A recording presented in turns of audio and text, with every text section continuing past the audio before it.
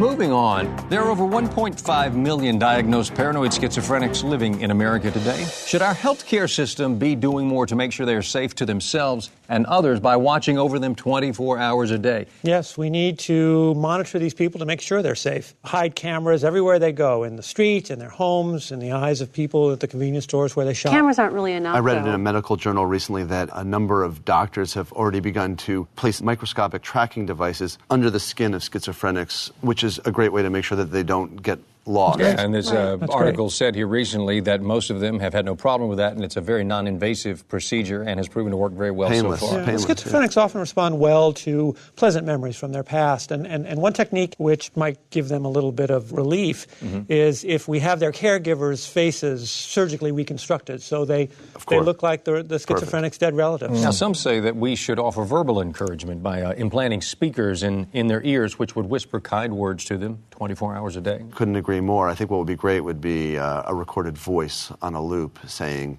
everyone around you wants to get you, in reference to help. Of course, we can't have just one voice. We need to have more than one voice because then they know it's a team effort. That's right. They feel supported by the community, and that's what we really should be going for. But we have to do more than just calm them. You know, we have to give them practical advice, too. Like tell them which bus drivers hate them, which manholes are covering up underground government prisons, which statues don't love them anymore, you know, that sort of thing. This kind of technology would be expensive. Some people have said to slip it into their minds subconsciously, perhaps through coded anagrams that, let's say, we would hide or encrypt into books. Definitely. They'll think that they're just reading, standard literature, but actually it will be encoded instructions from people who want to help them. In newspapers, or inside the tattoos of people on the street. Just the ingredients on a box of cereal, anything that they might read. And this is an area where I think that we could really get some help from the government.